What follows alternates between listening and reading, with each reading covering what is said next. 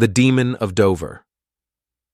For more than 25 hours in April 1977, a strange extraterrestrial creature made its presence felt in Dover, a wealthy suburban Boston neighborhood.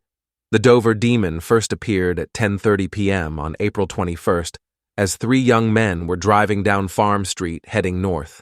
The driver, Bill Bartlett, seemed to see something crawling along a low brick wall to his left. Then the headlights illuminated something he had never imagined, even in his worst nightmares.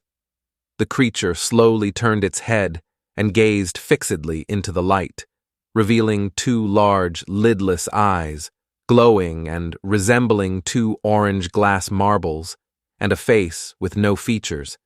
It did not even, it seemed, have a nose. The head was shaped like a watermelon and was about the same size as the rest of the body, which was thin and angular.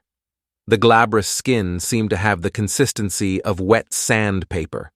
About 80 centimeters tall, it was creeping with unsteady movements along the wall, groping the stone with its long fingers as it advanced.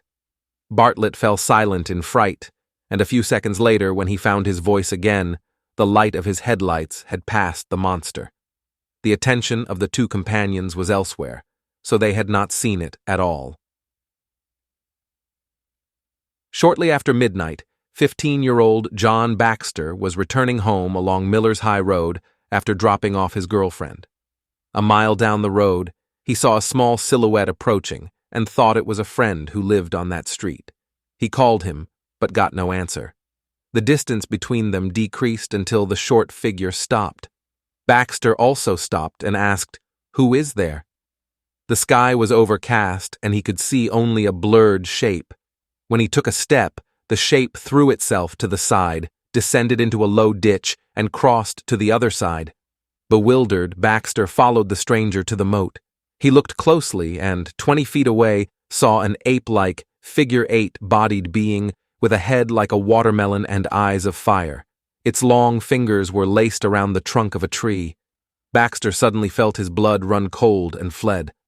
The Dover Demon was still seen by Bill Bartlett's friend, 18-year-old Will Tynetor. He had heard about it from Bartlett, yet was terrified when he and a friend, Abby Brabham, saw it as they walked down Springdale Avenue.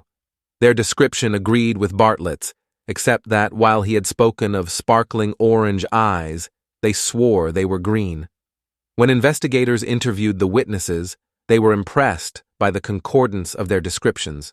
They were also impressed when the police chief, middle school principal, teachers, and parents of the boys assured that the witnesses were all honest and trustworthy.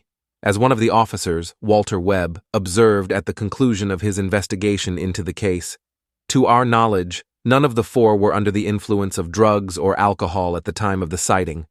None of them made the slightest attempt to approach the press or the police to give publicity to their statements.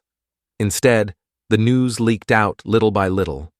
As for the idea that the witnesses were victims of a hoax staged by someone, this seems highly unlikely, especially because of the virtual impossibility of creating an animated, apparently living demon of the type described.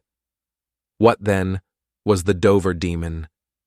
Some have suggested that it was an extraterrestrial, while according to others it may have been a being known to the Cree Indians of eastern Canada by the name of Managishi. The Managishi are round-headed, noseless little monsters with long spider-like legs and six-fingered hands.